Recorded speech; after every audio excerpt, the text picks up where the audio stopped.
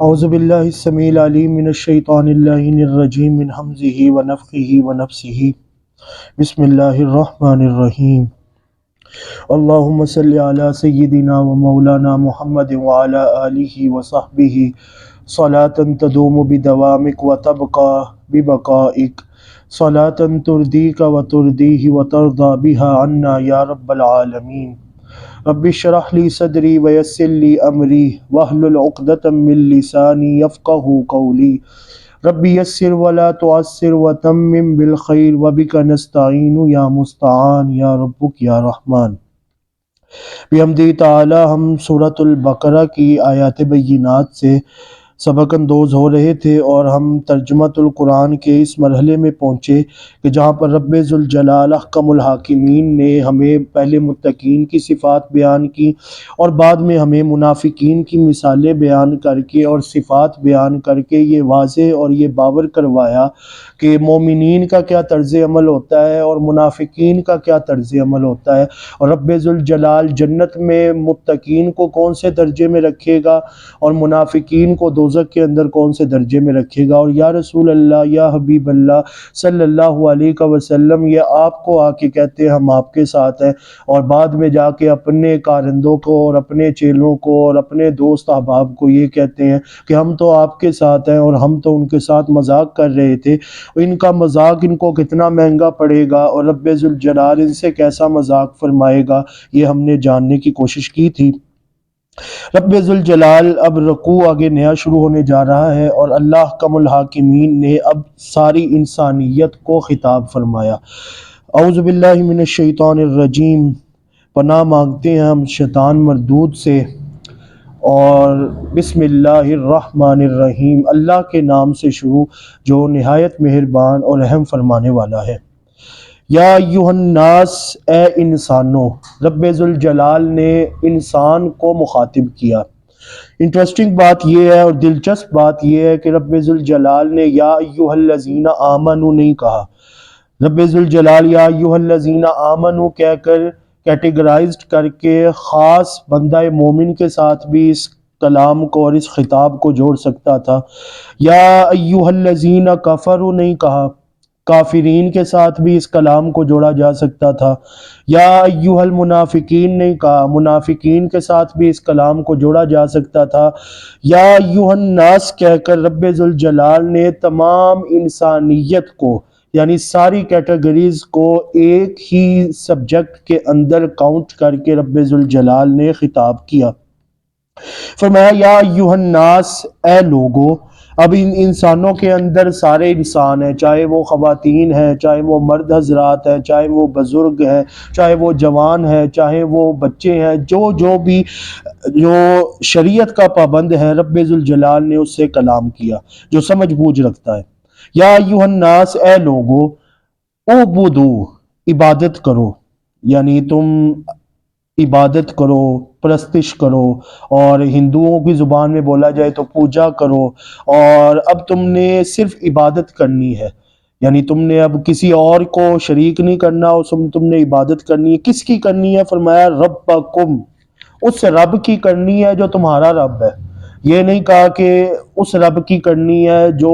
حضور صلی اللہ علیہ وسلم کا رب ہے، یا اس رب کی کرنی ہے جو 1.25 لاکھ کم و بیش انبیاء کا رب ہے، یا اس رب کی کرنی ہے جو 1.25 لاکھ اور بعض روایات کے مطابق 1,44,000 صحابہ کرام کم و بیش ان کا رب ہے۔ ان کی عبادت نے کہا ربکم، یعنی اے بندو اس رب کی عبادت کرو جو رب تمہارا رب ہے، جو تمہارا حقیقی خالق و مالک ہے۔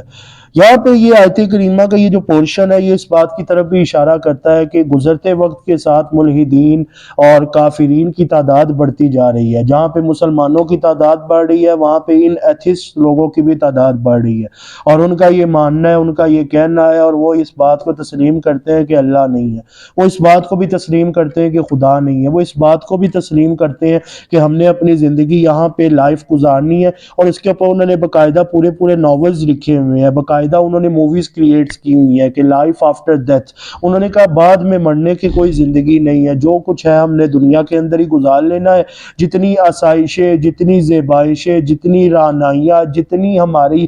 فیسیلیٹیز ہم انجوائے کر رہے ہیں وہ صرف دنیا کے اندر کر رہے ہیں. آخرت یہ کیا چیز ہے؟ آخرت کسی چیز کا نام نہیں ہے. وہ اس بات کو مانتے ہیں, کہتے کوئی خدا نہیں ہے. رب ذوالجلال نے اسی بات کا انکار کیا. رب ذوالجلال نے فرمایا اے لوگو اعبدوا, تم عبادت کرو ربکم, اس کی جو تمہارا رب ہے, اس رب کی عبادت کرو. اور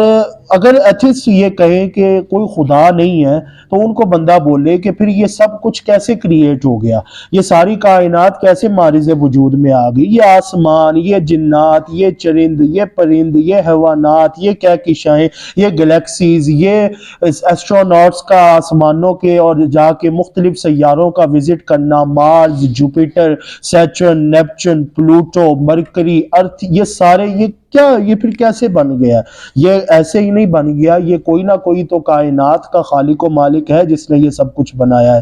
اور وہ کہتے ہیں کہ اچھا جی نہیں ہے, کوئی بھی خدا نہیں ہے یہ وہ. تو ان کو اگر بولا جائے کہ کوئی خدا نہیں ہے تو پھر آپ کے نزدیک جو بھی ہے جس نے یہ ساری تخلیقات کی ہیں اس کو سامنے لے آؤ. اس خدا کو اگر کوئی نہ کوئی تو موجود ہے, یہ تو ایک اتھینٹک بات ہے کہ کوئی نہ کوئی تو موجود ہے, وہ اب کون ہے اس کو اب آپ لے آئیں. اگر کوئی خدا نہیں تو پھر ہم آپ کو ایک تعارف کروا رہے ہیں نا کہ ایک خدا ہے جو محمد مصطفیٰ صلی اللہ علیہ وسلم کا رب ہے, اور وہ بار بار پکار کے کہہ رہا ہے کہ میں ہوں خدا, یہ ساری تخلیقات میں کرنے والا ہوں. امام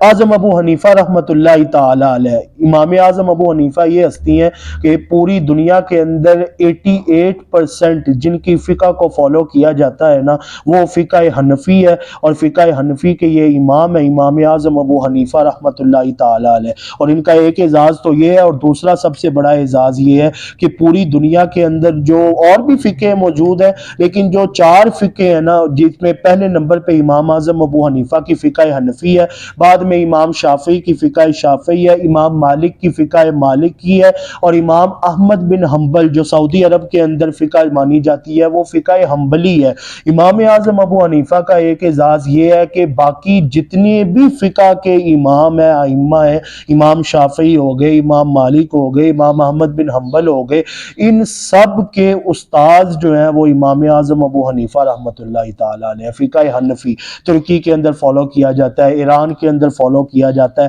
ہر جگہ کے اوپر جہاں پہ مسلم ممالک, مسلم کنٹریز ہے وہاں پہ فقہ حنفی کو مانا جاتا ہے اور اس کو فالو کیا جاتا ہے. امام اعظم ابو حنیفہ رحمۃ اللہ تعالی علیہ سے کسی نے پوچھا کہ اللہ کی وحدانیت کے اوپر دلیل کیا ہے, یعنی اللہ جو کہہ رہا ہے کہ اعبدوا ربکم کی عبادت کرو اپنے رب کی, تو ہم کیسے مان لیں کہ رب موجود ہے؟ ان کی عبادت رب کے ہونے پر, ان کی وجود, ان کی دلالت پر دلیل کیا ہے؟ امام اعظم ابو حنیفہ رحمۃ اللہ تعالی علیہ سے جس بندے نے یہ سوال کیا نا تو امام اعظم ابو حنیفہ نے کہا کل آنا, کل تمہیں بتاؤں گا. وقت کا تعین ہو گیا, جگہ کا تعین ہو گیا, کہا کل آنا تمہیں بتا دیا جائے گا. اچھا, وہ اگلے دن جو ہے امام اعظم ابو حنیفہ تھوڑا سا لیٹ ہو گئے. اس بندے نے جو ہے نا اپنے سارے جتنے بھی ساتھ دوست احباب تھے ان کو کہا دیکھو امام اعظم ابو حنیفہ جو ہے ہمیں جھوٹ بول رہے تھے, انہوں نے مناظرہ کرنا کوئی نہیں تھا, ان کے پاس دلیلیں تھی کوئی نہیں. اگر ان کے پاس دلیلیں یہ ہوتی, اور یہ امام اعظم ابو حنیفہ کے بارے میں وہ کہہ رہے ہیں دلیلیں نہیں تھی. امام اعظم ابو حنیفہ وہ ہستی ہیں کہ ایک بندے نے ایک دلیل پیش کی, امام اعظم ابو حنیفہ نے کہا تمہیں اس بات کی پکی اتھینٹسٹی ہے, تمہارے پاس پکا علم ہے کہ یہ مسئلہ اسی طرح ہے؟ اس بندے نے کہا جی اس طرح ہے. امام اعظم ابو حنیفہ نے کہا یہ مسئلہ اس طرح نہیں ہے, یہ مسئلہ اس طرح ہے. آپ نے مسئلہ بیان کیا. اس بندے نے کہا اچھا اس کا مطلب میں غلط تھا, یہ مسئلہ اس طرح نہیں, اس طرح ہے جس طرح آپ بیان کر رہے ہیں. امام اعظم ابو حنیفہ آگے سے مسکرا کر کہتے ہیں یہ جو میں نے ابھی بیان کیا مسئلہ اس طرح بھی نہیں ہے, مسئلہ اس کے بالکل اپوزٹ ہے, اس کے برعکس ہے. اور کہا اچھا پھر وہ کیا مسئلہ ہے؟ امام اعظم ابو حنیفہ نے اصل مسئلہ بیان کیا. وہ بندہ بڑا خوش ہوا, کہتے اچھا اس کا مطلب یہ حقیقی مسئلہ تھا. امام اعظم ابو حنیفہ نے کہا حقیقی مسئلہ یہ بھی نہیں تھا, مسئلہ اور ہے, یہ تو میں ویسے ہی بیان کیا. کہا اچھا مسئلہ اور ہے, کون سا مسئلہ ہے؟ امام اعظم ابو حنیفہ نے مسئلہ بیان کیا, اس نے سنا, اس نے کہا اچھا یہ مسئلہ ہے. انہوں نے کہا یہ مسئلہ بھی نہیں ہے, مسئلہ 12 مرتبہ امام اعظم ابو حنیفہ نے مسائل بیان کیے, اور 12ویں نمبر پہ پہنچ کے جب وہ تھک گیا نا تو امام اعظم ابو حنیفہ نے اصل مسئلہ بیان کیا. تو اس بندے نے پوچھا حضور یہ آپ اصل مسئلہ پہلے ہی بیان کر دیتے, آپ نے اتنے مسائل بیچ میں کیوں بیان کیے ہیں؟ امام اعظم ابو حنیفہ نے کہا تمہاری عقل چیک کر رہا تھا, تمہارا علم چیک کر رہا تھا، تمہاری معرفت چیک کر رہا تھا، تمہاری پہچان چیک کر رہا تھا۔ علم تب تک آ ہی نہیں سکتا جب تک انسان کے قلب و من کے اندر وہ علم اپنی جگہ نہیں بنا لیتا، جب تک انسان کو معرفت الہی حاصل نہیں ہو جاتی۔ تمہارا علم اتنا کچا ہے کہ تمہیں میں نے کہا کہ مسئلہ اس طرح نہیں اس طرح، تم نے فوراً ایگری کر لیا، ورنہ اہل علم کا تو یہ شعار ہوتا ہے کہ اگر ان کے پاس صحیح حقیقی معنوں میں علم موجود ہو تو ان کو کوئی بولے نا یہ علم اس طرح ہے، تو وہ ایک بات پر جب قائم ہو جائیں کہ یہ علم اس طرح نہیں اس طرح ہے، تو وہ پھر اسی طرح ہی ہوتا ہے۔ لیکن تمہارے پاس علم ہی نہیں تھا، اور جب تمہارے پاس علم نہیں تھا تو پھر تمہارے پاس یہ بھی حق نہیں ہے کہ تم مسئلے اور فتوے وغیرہ دیتے پھرو۔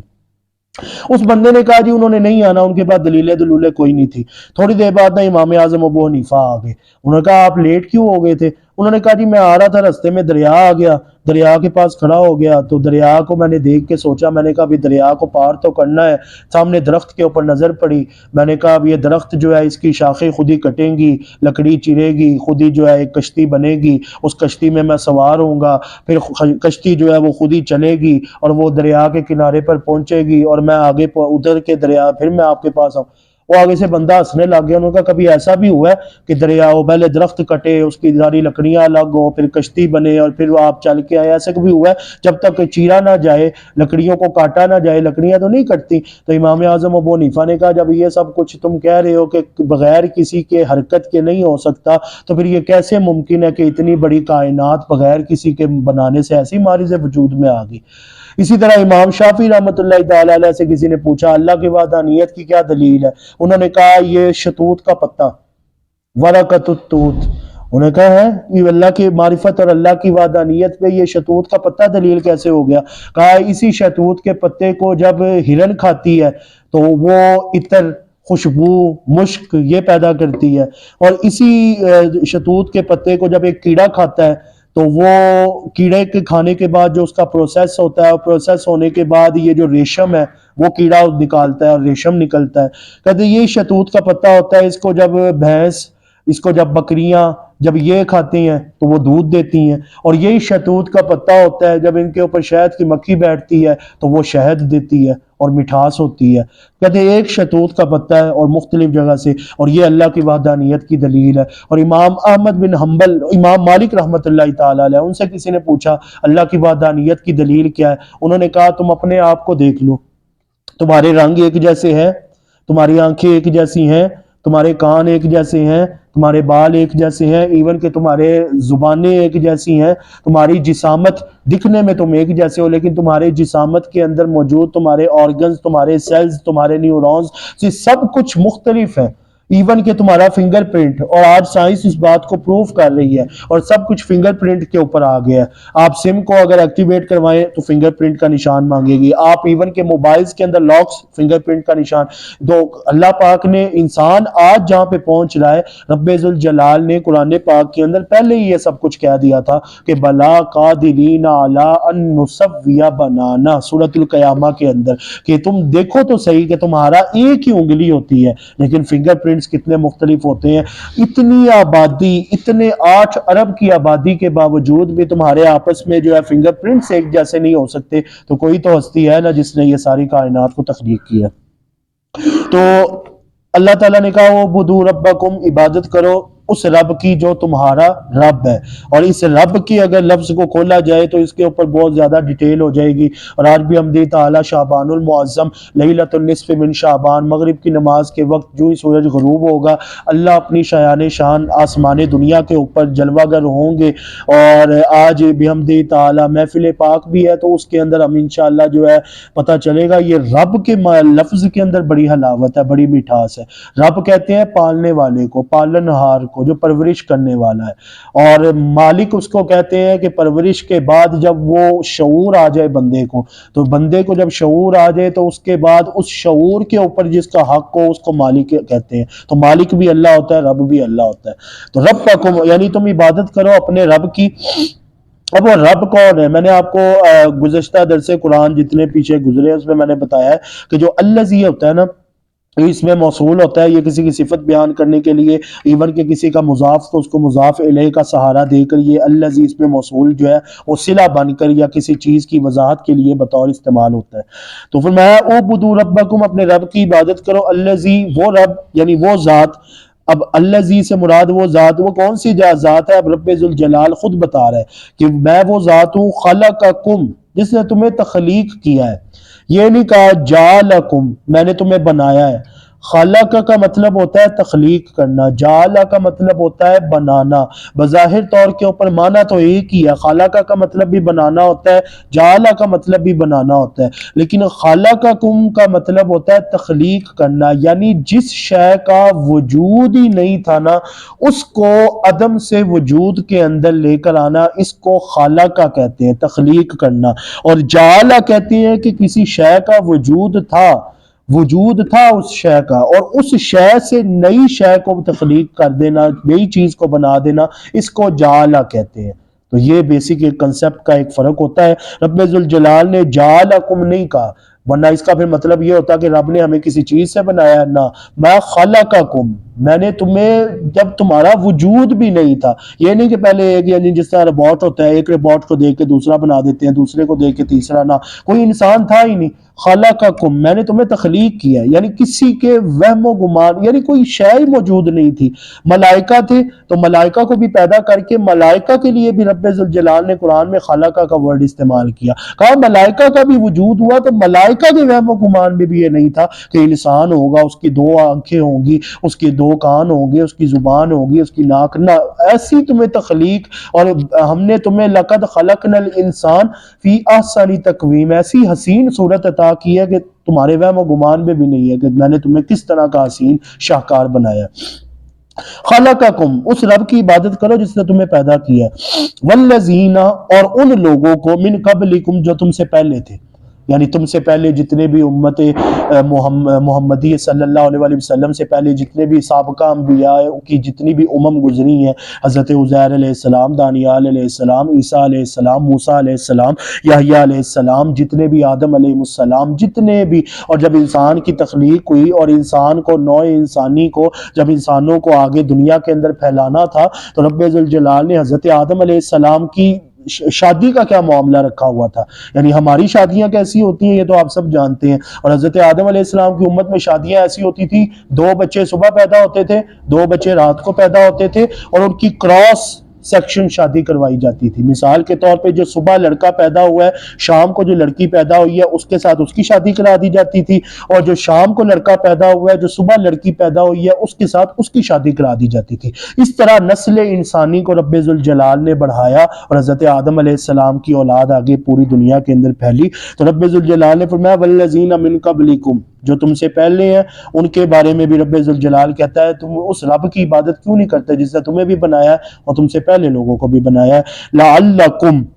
یہ سب کرنے کے بعد تمہیں ملے گا کیا؟ رب ذوالجلال نے ہر چیز کی کوئی نہ کوئی جزا رکھی ہوئی ہے، اور الذی جہاں پہ بھی آتا ہے، اللذانی، اللذین، اللتی، اللتانی، اللاتی، اللواتی، عربک لٹریچر والے یہ جانتے ہیں یہ الفاظ، یہ جدھر بھی آتے ہیں تو یہ صلہ اور کسی چیز کی جزا بھی ساتھ دیتے ہیں کہ آخر پہ صلہ کیا ملے گا، یعنی تم لوگ عبادت کرو اس رب کی جس نے تمہیں پیدا کیا، تم سے پچھلے لوگوں کو پیدا کیا، اب ظاہری بات ہے اس کا کوئی نہ کوئی صلہ ہوگا۔ صلہ کیا ہے؟ رب ذوالجلال نے فرمایا لعلکم تتقون، صلہ یہ ہے کہ تاکہ تم متقی بن جاؤ، پرہیزگار بن جاؤ۔ تتقون، تمہارے اندر تقوی شعاری آ جائے، تمہارے اندر ایسی متقین کی صفت آ جائے کہ پھر تمہارا اوڑھنا بچھونا اللہ کی ذات بابرکات ہو جائے، تم اٹھو تو اللہ کا ذکر ہو، تم لیٹو تو اللہ کا ذکر ہو، تم سو جاؤ تب بھی اللہ تمہارے خیالوں میں ہو، تم بیدار ہو تب بھی اللہ تمہارے خیالوں میں ہو، ہر جگہ پر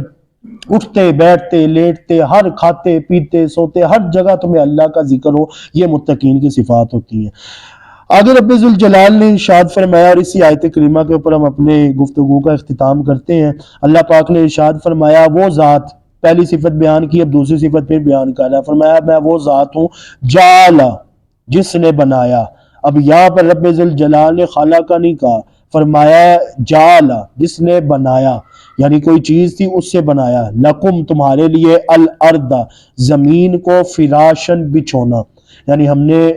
فرش اسی سے ہم کہتے ہیں اردو کے اندر کہ ہم نے زمین کو تمہارے لیے بچھونا بنا دیا ہے، یعنی اس زمین کو تمہارے لیے ہم نے جائے قرار بنا دی ہے، اس زمین کو ہم نے تمہارے لیے رہنے کے قابل بنا دی ہے۔ ورنہ تو جب اللہ تعالیٰ نے پانی کو پیدا کیا تھا تو اللہ کا عرش پانی کے اوپر تھا، یعنی زمین نہیں تھی اور اللہ کا عرش پانی کے اوپر تھا، اور قرآن پاک نے اس کا نقشہ بھی کھینچا ہے، وَكَانَ عَرْشُهُ عَلَى الْمَاءِ، کہ اللہ کا عرش پانی کے اوپر تھا اور زمین تھی ہی نہیں۔ پھر اللہ تعالیٰ نے زمین کو بنایا، اور جب زمین کو بنایا تو پھر زمین ہل رہی تھی کیونکہ پانی کی مقدار بہت زیادہ تھی، اور سائنٹیفکلی بھی آئی پروفڈ ہے کہ زمین تھوڑی ہے لیکن پانی کی مقدار اس کے اوپر زیادہ ہے، اور قیامت کی نشانیوں میں سے سب سے بڑی نشانی یہ ہوگی کہ پانی کیونکہ اپنا رستہ خود ہی بناتا ہے، پانی بڑھتے بڑھتے بڑھتے ایک وقت ایسا آئے گا کہ ہر جگہ کے اوپر صرف زمین نہیں ہوگی، پانی پانی ہوگا، اور قیامت اس طرح جو ہے وہ بپا ہوگی اور ہر جگہ پانی کا ہی تصور ہوگا۔ پانی زیادہ تھا تو زمین ہل رہی تھی، تو اب جب زمین ہل رہی تھی تو رب ذوالجلال نے اس کو ٹھہراؤ کے لیے، اس کو روکنے کے لیے، اس کے ہلنے کو ختم کرنے کے لیے رب ذوالجلال نے، جس طرح ہم کیل ٹھوک کے کسی چیز کو فکس کرتے ہیں، اسی طرح رب ذوالجلال نے اس زمین کی حرکت کو روکنے کے لیے پہاڑوں کو بطور میخوں کے استعمال کیا، کہ اس پہاڑ کو ادھر نصب کیا گیا، والجبال اوتادا، رب ذوالجلال نے فرمایا ہم نے اس پہاڑ کو بطور میخوں کے استعمال کیا، یعنی جس کی وجہ سے زمین جو ہے وہ بالکل اس کے اندر ٹھہراؤ آ گیا اور زمین کا ہلنا بالکل ختم ہو گیا اور زمین بالکل ساکت ہو گئی۔ فرمایا ہم نے اس زمین کو تمہارے لیے بچھونا بنایا، جعل لکم الارض، ہم نے اس زمین کو بنایا تمہارے لیے فراشن، فرش، والسماء، اور ظاہری بات ہے ہم نے آسمان کو بھی بنایا، بناء، تمہارے لیے چھت بنائی۔ آسمان سات ہے، سب سے پہلے آسمان کو امام غزالی رحمۃ اللہ تعالی علیہ نے کہا اس کو کہتے ہیں قیدون، پہلے آسمان کا نام ہے۔ دوسرے آسمان کا نام ہے ملکوت، تیسرے آسمان کا نام ہے ہاریون، چوتھے آسمان کا نام ہے مظہرہ، پانچویں آسمان کا نام ہے مزینہ، چھٹے آسمان کا نام ہے خالصہ، اور ساتویں آسمان کا نام ہے لابیہ، اور ایک اور نام امام غزالی نے استعمال کیا دامیہ۔ یہ سات آسمان ہے۔ پہلا آسمان دودھ سے بنا ہے، یعنی امام غزالی رحمۃ اللہ تعالی علیہ نے مکاشفۃ القلوب کے اندر یہ ساری بحث کی ہے کہ پہلا آسمان ایسے لگتا ہے جیسے وہ بالکل سفید، بالکل جس طرح دودھ ہوتا ہے نا کل لبن، اس طرح بالکل سفید پہلا آسمان ہے۔ اور دوسرا آسمان جو ہے امام غزالی رحمۃ اللہ تعالی علیہ نے فرمایا یہ چاندی سے بنا ہوا ہے۔ تیسرا آسمان سونے سے بنا ہوا ہے، اور چوتھا آسمان یاقوت سے بنا ہوا ہے۔ پانچواں آسمان جو ہے وہ ہیرے جواہرات سے بنا ہوا ہے۔ چھٹا آسمان جو ہے وہ زمرجد سے بنا ہوا ہے، اور ساتواں آسمان رب ذوالجلال نے تانبے سے بنایا ہوا ہے۔ امام غزالی رحمۃ اللہ تعالی علیہ نے مکاشفۃ القلوب میں پھر اس کی بحث کی کہ وہ کس طرح رب ذوالجلال نے تخلیقات فرمائی ہیں۔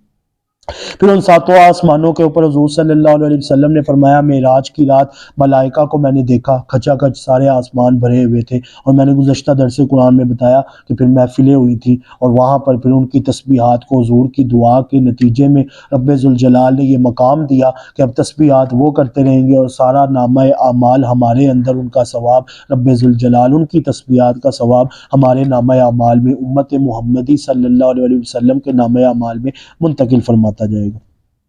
فرمایا والسماء بناء، ہم نے آسمان کو تمہارے لیے چھت بنایا، اور قرآن پاک کے دوسرے مقام پہ رب ذوالجلال نے فرمایا بغیر عمد، اس کی کوئی ستون نہیں ہے، آپ دیکھ لو، یعنی آپ لمبی سے لمبی چھت بھی بناؤ نا تو آپ کو اس چھت کے لیے ظاہری بات ہے پیلرز کا استعمال کرنا پڑتا ہے، میگنیٹک فیلڈ کے ذریعے آپ کسی طرح سہارا دے کے آپ لمبی چھت کو پیلرز کے وداؤٹ پیلرز اس چھت کو کھڑا کر سکتے ہیں، اور سائنٹسٹ نے اس کے اوپر ریسرچ کیا، انہوں نے کہا ہے کہ کائنیٹک انرجی اور میگنیٹک فیلڈ کا اگر آپ استعمال کریں تو آپ ایسی چھت بنا سکتے ہیں جس کے اندر آپ جو ہے وہ پیلرز کا استعمال نہ بھی کریں تو چھت بہت وسیع و عریض بن سکتی ہے۔ تو سائنس آج ترقی کر کے جہاں پہ پہنچ رہی ہے، رب ذوالجلال نے جب سائنس کا نام و نشان بھی نہیں تھا تب رب ذوالجلال نے محبوب مکرم صلی اللہ علیہ وسلم پر قلب اطہر پہ اترنے والے قرآن پاک میں یہ واضح ارشاد فرما دیا کہ سائنس جتنی مرضی ترقی کر جائے پھر بھی آسمان جیسی چھت نہیں بنا سکتی،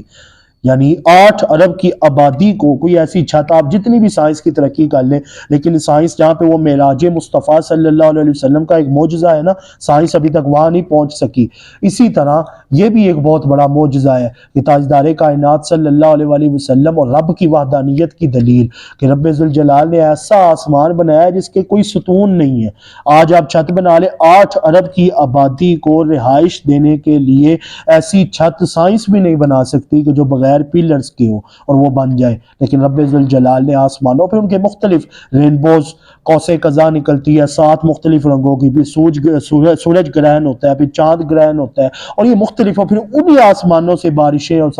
یہ سارا سسٹم اور یہ سارا نظام کس نے بنایا؟ اللہ نے بنایا، اور پیچھے اللہ نے پہلے ہی کہہ دیا کہ اس رب کی عبادت کرو نا جس نے اتنی حسین مخلوقات اور اتنی حسین تخلیقات کی ہیں۔ فرمایا وَأَنزَلَ مِنَ السَّمَاءِ مَاءً، اور ہم نے اسی آسمان سے بارش کو برسایا۔